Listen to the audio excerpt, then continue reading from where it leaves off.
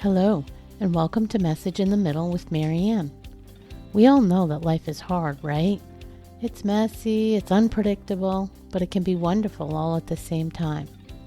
My hope is that we can take a deep dive into self-development topics and explore life's lessons through book clubs, conversations, and interviews.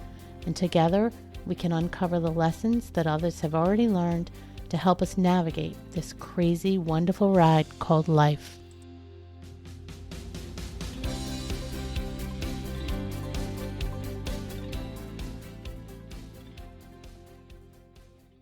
Hello and welcome to Message in the Middle. I'm your host, Marianne, and if you've been here for a while, you know that one of my favorite sayings is life is messy. And you also know that I love to explore navigating the messy middle seasons of life, the ones that challenge us, shape us, and sometimes ask us to begin again. My guest today, Steve Gamlin, knows a thing or two about that. After hitting several detours in his own life, he discovered that the way forward wasn't about reinventing the wheel, it was about getting back to the basics.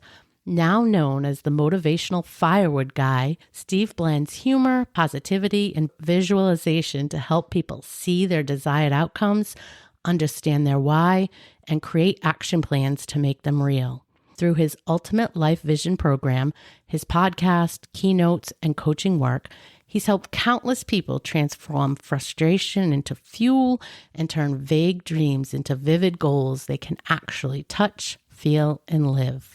Today, we're talking about the power of visualization, the magic of momentum, and how to create alignment between who you are and where you're going. So if you've been feeling stuck, scattered, or like your vision for the future has gotten a little blurry, take a breath and settle in because this conversation might be just what you need.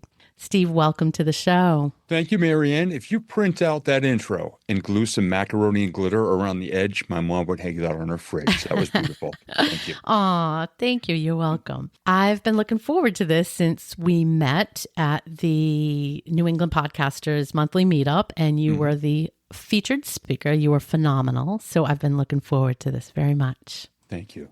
So let's start out by talking about, all right, today you're known as the Motivational Firewood Guy, but take us back and give us the highlights of what led you to this work. I mean, you didn't just wake up and suddenly become that. No, there were a lot of dings, dents, scars, and crashes and burns in between. But it all started when I was 11 years old. I wanted to be a radio DJ like my hero, Dr. Johnny Fever on WKRP in Cincinnati. I wanted to be a stand-up comedian because Steve Martin was huge at the time. I wanted to be an author of my own books because my mom instilled a love of reading and writing in my sister and I. And I wanted to be a teacher of people because I had a fifth grade teacher who encouraged me when I finished my work early to help other students. So she essentially had me coaching when I was 11 years old. And I just wanted to do that more because it felt so great to do it. So over the course of the past 46 years, I'm 57 now, I enjoyed a 10-year radio career. I did 7 years of stand-up comedy. I've self-published 4 books, and I've been a speaker now for about 21 years. And like I said, in between, a lot of crashes and burns, and I took a lot of notes, which qualifies me to do exactly what I do the way that I do it. Clearly, it's easy to see. You're known for mixing humor and motivation, which I don't know. I don't think that that's that common, but maybe. I think now that I've spent a little bit of time with you, you're a naturally born comedian. But what about the listener that it doesn't come easy for? What about the person that's feeling completely burnt out? They are having some of those, I'll say those valleys. We have the peaks and valleys. What would you say to them about bringing humor in and positivity in when you're in one of those low spots? The valleys are actually the greatest place to get your comeback story started. Even if you look around yourself and notice something, or in a situation that you might be in, think of how you're able to leave it a little bit better than you found it, so that there is some redeeming quality to yourself, even when you're feeling like the biggest loser in the world. And trust me, up until about 15 years ago, my self-talk was brutal. In the early 2000s, according to my journals, after leaving my radio career, a failed first marriage, and losing any shred of financial stability, Apparently, I referred to myself as Hurricane Dumbass Category 5. Wow. But now that's a funny story about how I learned a lesson to not talk about myself that way or to myself that way. Yeah. So wherever you may be right now, just look around and find something that you're grateful for. Identify something about yourself in the mirror that you actually either you love, you like, you think is kind of cool, or is unique about you. And start from there. This is where your toe is just gripping onto this little edge of a ledge to help you to climb back up higher. So notice something good around you. And if you can't see anything, do something. Hold a door for somebody. Pay a compliment to somebody. Go play what I call shopping cart rodeo. Go rescue a shopping carriage that somebody left out, and don't get mad that it got left out, because that's going to kind of ruin your story. I love those. I love those little things. Leave a plus sign. Yeah. Leave a plus sign trailing behind you, and you never know where the ripples go. And that's what I love as a speaker. I've had people even years later reach out and say, hey, I was in the audience at this particular date and you said something, and I just wanted to let you know I used it and I made something good happen in my life. I love that. And I love the simple examples, because it is sometimes hard to find something that you can latch onto, but certainly everybody can do something kind or find a way to just, take a small act and then hold on to that. So I love those examples. As somebody who self-proclaimed had this really tough or negative talk track about themselves, does that creep in still every now and then? My brain still goes there. It thinks of stuff. And I don't say it to myself or about myself, but sometimes on stage I'll say, if I was still wired for bad self-talk, I'd be saying this right now. And then I say it and they all laugh and I go, but I would never do that. That's so funny. That's so funny. So you let it come through, but you don't hang on to it. I guess that's the difference. And I don't believe it. That's the biggest part is I used to believe it. And I was on stage at a 3-day event, a small event here in New Hampshire, helping out a good friend of mine. And on the third day, I woke up in a bad mood. I was running out of material and I said something self-deprecating and I got the audience to laugh. So I kept going for about 15 minutes, trashing myself, like what I had done to my life at that point, a decade earlier. And they're laughing and I'm still in a bad mood because what am I doing? I'm trashing myself. I continue flushing the toilet. And at the end of the event, all the people left and my friend said, you sit here. And he put a chair and he put the other 6 presenters in a circle and they essentially staged an intervention. He basically said, if I ever hear you talking about yourself like that again, A, we're no longer brothers, and B, I'll never have you on one of my stages. He goes, bro, you just destroyed all the credibility you built up over the last 2 days. Wow. I just watched it melt, and that audience you lost them. And you didn't realize it in the moment. No, because I could get laughs being self-deprecating. Yeah. Yeah. So it's insidious. Well, that's why some people say, oh, be self-deprecating. It'll endear you to the audience. No, don't do that, because you're taking swings at your kneecaps every time you do that. Yeah. So interesting, though, because comedy is such a big part of who you are and your message. So you really have to draw that line and those boundaries, right? Yeah. Those boundaries for yourself. Yeah. So that's a really good message. Yeah. Yeah, I learned a lot. And it was not just a snap of the fingers. It took me a long time to not go there, but it's been the greatest gift of my life. And I had somebody blow me off for a Zoom call. It was about a year ago now. And I reached out. I never get mad if people miss a call. I just reach out and say, hey, I hope everything's okay. We had a call today. And the next day I reached out and she happened to be online in the DMs and she said, I'm really kind of embarrassed.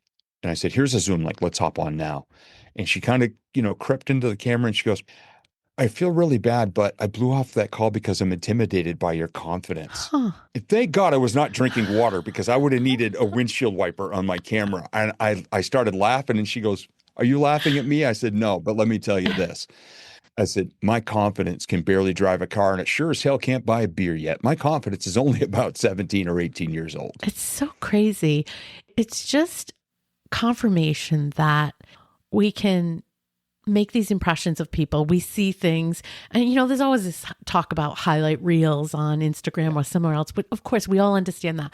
But even in real life, somebody might present in one way and they're so not feeling that, or they don't believe that yet or whatever. You just really don't know what's going on with somebody. So it's great that you had that conversation with her, but it really just does prove that point. Yeah, I'm just, I tell everybody, look, what I talk about is generally regarded as woo-woo, but I'm the least woo-woo guy there is. My style is referred to as blue-collar woo. And I'll show you the tools and we'll roll up our sleeves and we'll get down to the dirt and do the work together. And that's how I have built my confidence up, is just being exactly who I am, which is a blue-collar guy at heart. Yeah, being real. So yeah, just be real. Yeah. And it's the greatest gift my friend could have given me when he put on those basically steel-toe boots and kicked me in the butt so hard. Yeah. Or as I say on stage, he kicked me in part of my body my doctor only gets to see once a year. I love it. I love it. Well, let's talk about the woo, right? Because I definitely want to get into that because, a big part of what you do now is talk about visualization. You coach and you do this vision board mastery. And I thought, as I told you, that since the year is winding down and as we start to get into the beginning of the year, everybody starts thinking about reflection on the year that just passed and looking forward to the year in front of them. I guess I shouldn't say everybody, but most of the listener base will. That is something that they do. So let's talk about some of that work. And you just said it. You said, a lot of people think it's woo and fluffy. It can't be real. So for the person that's listening, who has more of a pragmatic, practical sort of way about them, but they want change, talk to them about why you believe so much in this. Yeah. Because there's a little chalkboard here in my recording studio that when some people get real snotty, what qualifies you to teach this?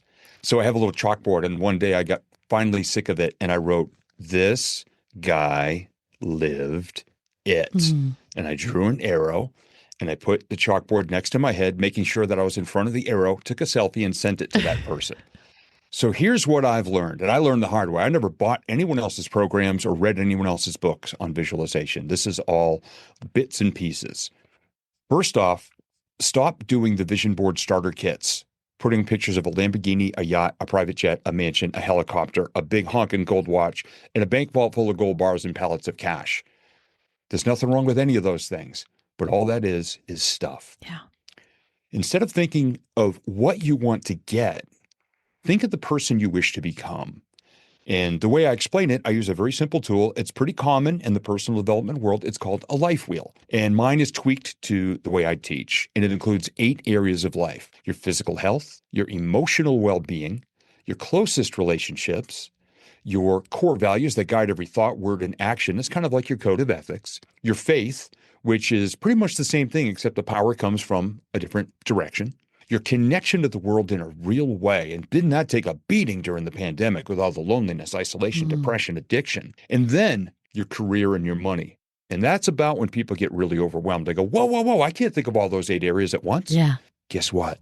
They're all happening 24/7 and they're all working together. 100%. So wouldn't it be a good idea to set just one goal for each category and stop giving me just the 20-year goal thing? 1 year. 1 year from today, how would you like your life to be different or improved in any one of those areas? Set one goal per category. You can do more if you want, but at least set one goal. And here's the thing, and I explain this all the time. If you change one, you change them all. So if you think about it, if you decided to take better care of your physical health, get some exercise, get better sleep, eat better foods, you take care of your physical health, you can sleep better and you can wake up more focused with more energy. You do that and you go into your work, you can work more efficiently and perhaps even earn more money. You do that, you can buy back some time and freedom and spend time with the most important people in your relationships. Yeah. And if you do this all in accordance with really solid core values and the lessons of your faith, that means you can have better connection with people. You do that, you're going to be experiencing more positive emotions on a regular basis. So just because you decided to take better care of your physical health, you just impacted all 8 areas of your life. Okay, so pick a goal. Pick a goal for each one of those things and make it something that's attainable within a year. Yeah. Great. how do I break that down? Because I know, let's talk about the senses and really digging in, because this is something I've just learned more about, and how it's so important to bring everything into play. And I don't think everybody knows that. So talk to me a little bit about that. Yeah. One of my favorite questions to ask people is, so what do your goals look like? Yeah. And they just throw out some quick ones. That's the easy one. What do they look like? Yeah. And then I start to ask them, okay, what do they feel like? What do they sound like? Yeah. What do they taste like? What do they smell like? And that's when people start laughing. I always say smell last because they go, my goals smell? Yeah. Well, it's hard. You don't think about it in those terms. Yeah. So I encourage them, start thinking of what your life is going to be like when you actually enjoy these things. And going back to your physical health, okay, what is a number you want to see on your scale at the end of the year? Great. That's a perfect place to start because it's very measurable, which is very important, and trackable as far as your progress. Okay, what foods are you going to start eating? What are you going to enjoy? How are you going to celebrate your milestones of systematically getting closer to your goal? Start to think about who you want to have around you, and what are your favorite things to do with these people, and how can you encourage and include better habits along the way that are going to contribute to that health goal. What's your favorite diner to go to, or your favorite low-fat yogurt place, or whatever? Just start to really imagine these things. And for me, I'm down about 35 pounds from where I was 4.5 years ago, zero alcohol in that time as well. One of my favorite flavors of the day is a fruit and vegetable smoothie that I make every morning. I originally called it Mango Swamp because it's green, but it had mangoes in it. So it's a fruit and vegetable smoothie every morning. And I look forward to this so much after my Monday through Friday workouts. So that's a part of it. And as far as tracking my goals, we have a Peloton cycle. That's been a big part of my healthy journey. So I figured out how many miles I wanted to pedal per year. I created a little thermometer, almost like the fundraiser thermometers. And every time I passed another 100 miles, I colored in that line. And I videoed myself coloring it so I could actually hear the squeak of the highlighter on the paper. And I Wow. would share it with my coaching clients and share it on my social media pages and in my group. And people Wow. said, every time I see that video, I turn the volume on because I know I'm going to hear the highlighter squeak. And I love that because that means it's another 100 miles. Yeah. That's how you get the senses involved. You don't just set it and forget it. And whatever you do, don't do, I mean, I loved The Secret, the DVD version of The Secret from the early 2000s. Their biggest flaw to me is they just had a genie in a magic lamp who just said over and over his one line, your wish is my Yeah. command. It's like the lottery. You can't win if you don't buy a ticket. Stop sitting on your couch when the lottery hits $2 billion and say you're manifesting a ticket. It's high time your butt cheeks and your couch cushions file for divorce and you take focused, systematic, consistent action because it builds momentum and it builds confidence. Who knew, right? Yeah. So good. Taking the woo right out of it. Well, kind of, right? So I think yes and no. There's still probably a lot of people out there who don't believe yet, don't believe in it. But I think when you hit on the confidence, for me, that's where it started coming to fruition. And I had the confidence in what I was doing when I could sort of look back and see. So you can't see, but above me, I have about 5 years of vision boards. Nice. And I think when you start doing it, even if you don't really believe all that much the first time, you start getting more confidence in it as you start seeing things come to fruition, and you start building that traction and those mechanisms to check in on yourself and adjust if you need to and do whatever, right? But I think that's all part of the cycle. I think another thing that you talk about that I think ties to all that is knowing your why.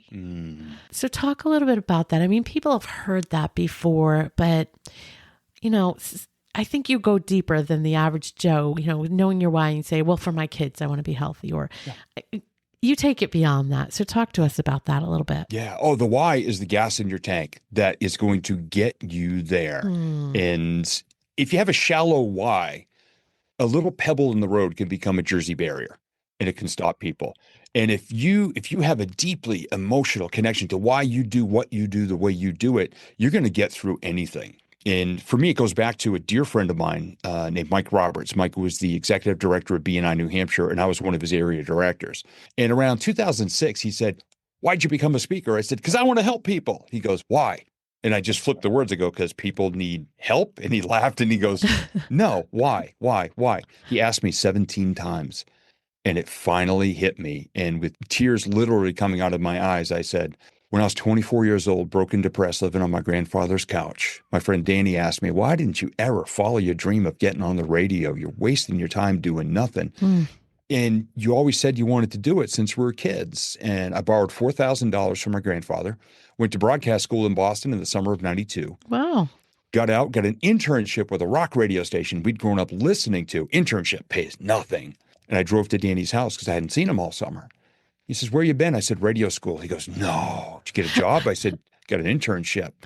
He's like, I told you, I got the I told you so moment. Yeah. And 3 weeks later, Danny died of cancer. He was 23. Oh. And I was holding his hand when he died. His family allowed me to be, I was one of only 2 friends who got to still be in the room. Oh. And I remembered I had a friend who believed in me when I didn't believe in myself. Mm. And as a speaker, I want to be that person for people in my audience who feel like they have nobody. And I was crying saying all this.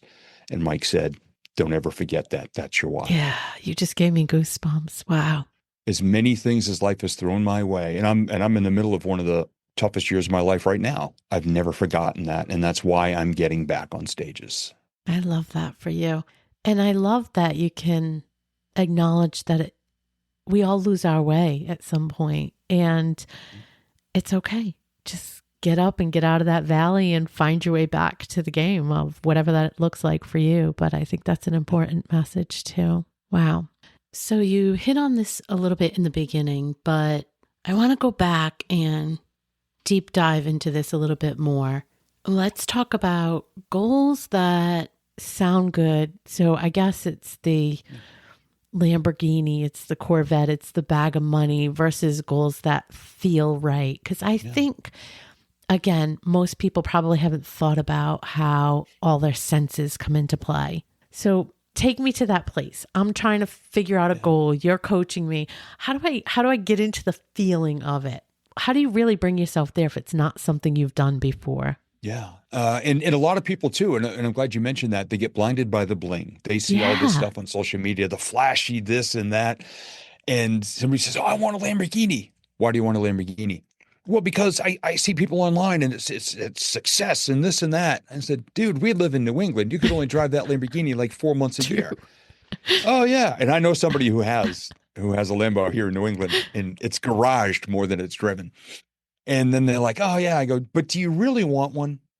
They go, no, I just want something dependable for my family. I'm like, okay, well, what would that vehicle be? And they'll say, well, I kind of like this one here. It's still sporty and it's this and it's cool. And I start to see them and I go, all right, what's going to be your favorite place to drive with it? Well, our kids play 2 or 3 different sports and, I let them control the radio all the way, or we rotate so I get to play them my music as well. And I say, okay, then what do you like to do after practice? Well, sometimes we like to go out for dinner. Okay. So I'm putting them into this vehicle with the people most important to them in their life. And I'll ask them, what color is the vehicle going to be? And then when they say, oh, I got this vision now and I can see it in their face, I go, great. Do you know a dealership that sells these? Well, yeah. I said, even if you're not ready for it yet, go there this weekend, preferably when they're closed, because otherwise you're going to hear the Jaws theme as salespeople are going, dun, dun, dun, dun, dun, dun, dun, following you around.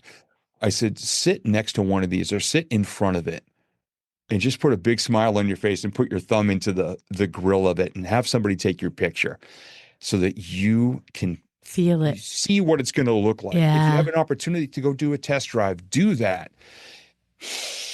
Smell that new vehicle smell. Yeah. And if you can, have somebody sit in the seat behind you as you're doing a test drive and film over your shoulder out the windshield with your hands on the wheel so you can watch that video back and experience you. Feel what that wheel feels like. If you can, if the salesperson doesn't mind, take your shoes off and scrunch your feet into the carpet a little and feel what that interior feels like. And then if you can, record the sound coming out of the exhaust of you starting this thing up. Great example. So get close to it. Keep all these things. Yeah, whatever it is, get so close to it that you can embody all those senses within it. And then you'll have that to look back on and to give you that fuel to go forward. And then make it your alarm on your phone. Like if you use your phone to wake up in the morning, take that audio, that MP3 of the exhaust from this thing starting up and make that how you wake up every day. You're going to wake up different. Yeah. I love that. Make it it real. That's a really great statement. Make it real. Yeah. Let's talk a little bit beyond the goal for each specific category, because you said something to me when we met in person that I want to touch on. And it ties in. So many of the folks that listen to the show are in those middle years. They're reevaluating what they're going to do with the next chapter of their life. They're reevaluating career goals that maybe were the right ones for all these years up till now, family goals, all those things start, having some reflection and looking forward into, what does this look like for the next bunch of years? Mm-hmm. Sometimes it's hard to envision, A, what the possibilities are, and B, maybe you need to work. Maybe you need to keep your job, but you have this dream about doing something else. And you talked to me a little bit about something you said to your sister. Yeah. So talk to me about those two things. What if I can't even figure out what I want to do, but I just know I have this feeling? Mm-hmm. And what if, practically speaking, I can't go jump into the water and do it? What would you say to those people? Yeah. If you're not sure, here's what I recommend. Turn off all things electronic. Grab a notebook or a journal or some sheets of paper and several pens. Go somewhere quiet, or at least someplace where you won't be distracted. Home is a horrible place for this. I love to go to the beach during the summer and do this. And just write. Think of all the areas of your life that I mentioned earlier and start to just think, okay, evaluate where your life is right now in each one of those, and then just start to go wild like you're going to write a letter to Santa Claus. How would I like my life to be? And just start to throw out all the things you're interested in, things that make you smile, things you're passionate about.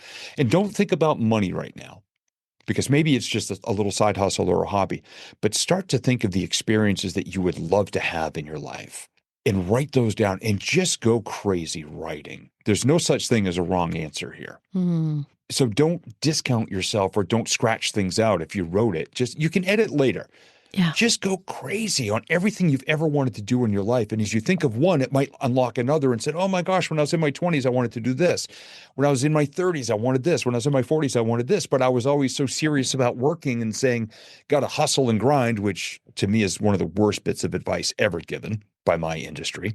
Think of all the things you wish you had done. And if you're having trouble doing that, fast forward to say, when I'm 80, what would I wish I had done with my life? What do I not want to regret when I'm older? Yeah. And even if you say, well, I would love to do this professionally, but maybe it's just not on the cards for you to do that. They're not practical. Figure out a way you can still get a sample of it, a little sliver of a flavor. And to give the example of my sister, this was 22 years ago. She's been an accountant now for between 30 and 40 years. She got the brains in the family, and I get the really cool, fun job. And that's not self-deprecating. That's actually true. And she said, I would chuck it all if I could go work with kids with disabilities, because she just wanted to work. But she said, the nonprofit world just doesn't offer the paycheck that I can earn here, which I now need to pay for my home and everything else that she had successfully created over the years. And I just made a suggestion to her. I said, are there any organizations in your community that does events with kids with disabilities? And she said, oh, I'm sure there are. I said, how about if you just took 2 hours one Saturday morning a month and you went and volunteered as part of an event? And a couple of weeks later, I got a picture of her with several other volunteers and a whole bunch of kids, all with these huge smiles on their faces at a bowling alley, volunteering for 2 hours. And she said, now that's worth working 50, 60 plus hours a week so I can get to that. And I just called it the slivers. Just brainstorm all these slivers of time and things you could do that would add so much zest and enjoyment and love and passion in your life to get you really excited about getting out of bed every morning. Because a lot of people, when they retire or stop doing what their identity has been, it's a downward spiral for not enough years. I loved that so much, because the idea of, you hear so much, well, quit your job, quit your day job and go do that thing. And it's just not practical for everybody. And I think hearing that message and sharing it with our listener, that you can still get filled up, you can still get close to your dreams without taking it on as a full-time job. It doesn't mean you have to do that. I mean, maybe you want to be an artist you don't have to sell pitches in a studio. You could just go take an art class and really enjoy it. So I think that's such an important message. So I'm glad to get that out there. Yeah. And that discussion actually led to my family creating what I used to refer to as the hippie kindness mission called Beach Bum Philanthropy, that for the past, we're about to celebrate 5 years as a 501c3. It started off as a fun idea for all of our family members to do acts of kindness and then share what we did so we could inspire each other. Now Oh, it's a 501c3. I love that. Tell me a little bit more about it. What do you guys do? Yeah, we love to be the in-between for other local nonprofits. We love to just reach out and ask, what do you need today? Oh, I love that. And we're now working with, we've just added a new one, about half a dozen nonprofits here in southern New Hampshire. And I got to deliver to a place called Liberty House today in Manchester, New Hampshire. They help homeless and in-need veterans. Got to deliver a whole bunch of canned goods from their wish list that they have on their Facebook page and on their website, but also got to bake their absolute favorite dessert, which is pear bread. And I came in today and I held up a bag and they all went, pear bread. And I brought they were fighting to see who could buzz me in the door fastest. And I gave it to one of them and put it in her hands and she goes, "Oh my gosh, it's still Oh, I warm. love You that. just made this." I said, "Yep." And now is it That, just your family that, not just, but is it solely your family that participates, or have you reached out now and do you have a whole bunch of other people that are helping with this mission? yeah, we've got about 8 board members who all do that, some of whom are family and some are not. But anybody who commits an act of kindness and lets us know about it, I say, congratulations. I hereby dub thee a beach Oh, bum. I So love this. anyone who commits acts of kindness is a beach bum because it's just all about being laid back and seeing opportunities like waves coming in. Yeah. That's what I wanted it to be. Somebody asked me one time, you need to give it a name. I'm like, I don't know what to name it. And they said, what's your number one goal in life? And I said, to be a beach bum.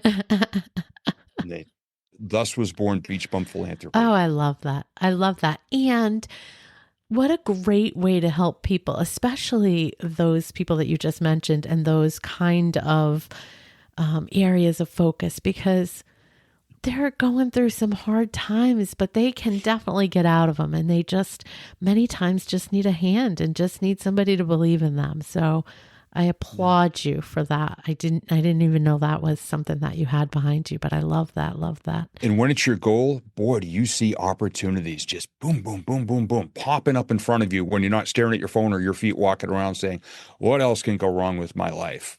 When you go out with the how can I leave a plus sign trailing behind me today? Oh my gosh, do those things start to show up? And it can be tough to recognize them at first, but the more you do, they are bombarding you and it's a blast. I love that. I love the idea. What was going through my head when you were saying that was how life really does change when your lens changes and you start to look at things more positively. And for many of us, that didn't come naturally. Many of us weren't born as naturally positive, glass half full, gratitude for everything around us.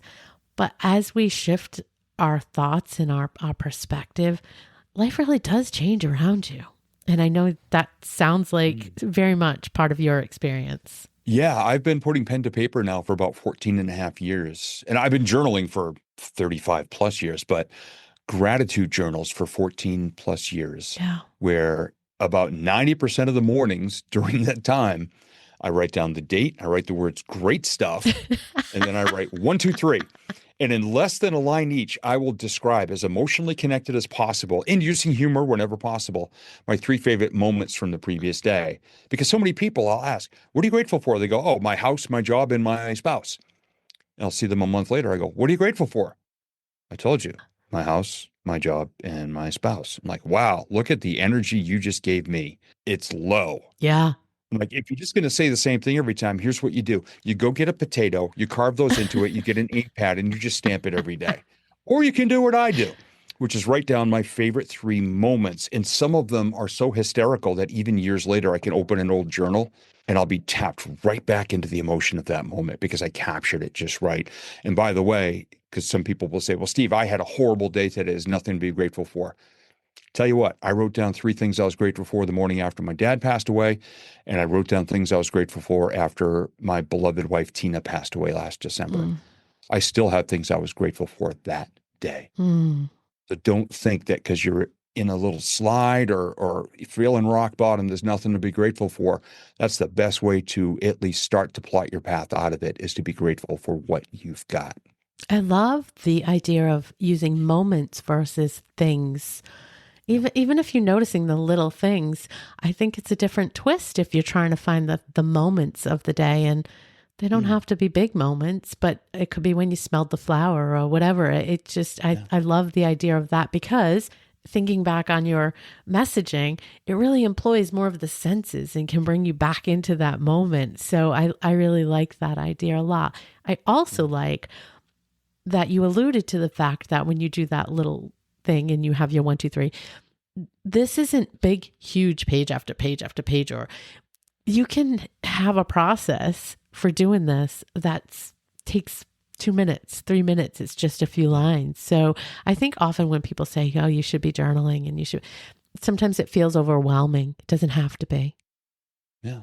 And people have said to me, yeah, Steve, I don't have time for that gratitude stuff. I'm busy. Yeah. So the morning after the last time somebody said that, I set up my camera and I recorded my process. It took me 38 seconds. 38 seconds. 38 seconds and I was done and laughing. That's so because funny. I had thought of something funny the day before that, it just, something showed up. And I think of one and then I think of another and then the third. And some of them are just downright hysterical and some are just the simplest moments. Like the sun came up today and the cat sat in the sunspot on the floor and shifted every hour when the sun did. Just an observation to bring you back to that moment. Yeah. Yeah. Oreo Speedwagon moved with the sun, I think is how I wrote it. That's the cat I adopted a few months ago. See, that would make you laugh. Yeah. So I'm curious, as you said, you've had a lot of life and you've taken a lot of notes. And you're also coaching other people that probably are going through some type of transformation or trials and tribulations. What surprises you the most? I can tell you the exact moment that surprised me the most. And this happened about 13 years ago. I was in between meetings and I remembered I had to get some breakfast bars. So I stopped in Nashua, New Hampshire, where I had no plans to stop. I say I wasn't supposed to be there, but we kind of know I was. I just didn't know it. And I'm walking down the Captain Crunch aisle looking for breakfast bars. And a gentleman walks past me and he says, "Hey, man, you're that speaker, right?" And I turned around and we're the only two people in the aisle. I said, "Yes, sir, I'm a speaker. What do you remember?" And he said, "The monster truck couple," which is one of my stage stories. And he said, "This is what the picture looked like. This is the lesson and the story you shared about it. Wow. And this is how I applied the lesson a week after I heard you speak to land a job, because I was speaking for an unemployment networking group." Wow. For free. I did 43 of these events for the state of Mass and state of New Hampshire. And it was about 80 people in that room. And I said, "Sir, that is awesome. I'm honored." And I said, "By the way, how long ago was that?" And he goes, 3 years. Wow. So somebody remembered a story that I told. I'm a storyteller. Yeah. Remembered the humor of it, remembered the lesson, and then took action a week later in front of a 3-person panel that was interviewing him. Wild. And basically the monster truck couple is, wherever you are, pay attention to the people who are most into your energy. Because there was empty seats in a stadium. There were 2 guys in the bottom row who could not have looked more bored. And then there was this man and woman going, "Yeah." So I said, "This has got to be a monster truck rally." I said, wherever you go, you figure out who your monster truck people are and you just share your best energy with them. And he said, that's exactly what I did. Oh, I love that story. And so that's why I do what I do the way I do it. Yeah, I was just going to say that's your ripple. That's your ripple. Like you impacted him, but he got a job, and then his impact is who knows, right? So, wow. Yeah. And then I get to retell it now to inspire more people, especially if they're new at this. And I'll just say, hey, do you realize that at some point of your day today, you did that for someone else? Yeah. You may find out someday, you may not. But if you're out there impacting the world and leaving plus signs, please keep doing it, because we never know where the ripples go. Leaving plus signs. I love that. That message would be good enough to wrap us up, but I have to ask my standard final question, and that is, if you could only leave one message with our listener, what would it be? Wake up every day and wag yourself happy. And that's a lesson from a book that I wrote with a little adopted rescue dog called Super Teddy. Uh-uh. And first thing in the morning, if your faith is important to you, read a page from whatever your good book is. If you love to laugh to start your day, go on YouTube and find a video that makes you laugh. But don't go to the news and don't go to social media right away. Read, write, meditate, enjoy that first cup of coffee with your favorite song playing in the background. Wake up every day and wag yourself happy. On purpose, with purpose. I love that. Well, thank you so much for taking time to talk with us today. Tell everyone where's the best place to find you. Yeah, you can find me at my website, which is Steve Gamlin, Gamlin, speaker.com, stevegamlinspeaker.com. And you can find me by name on Facebook and LinkedIn because I spend an extraordinary amount of time on both. And we'll put your links out there in the show notes as well. But this has been a great conversation, and I really appreciate you taking the time to talk to us. My pleasure. And just so you know, you are going to be in my gratitude journal tomorrow morning for this conversation. Oh, I love that. Thank you. Thank you. Thank you. I had a great time talking with you. You have a great rest of your day. You too. Thank you. Thanks so much for listening to today's episode of Message in the Middle.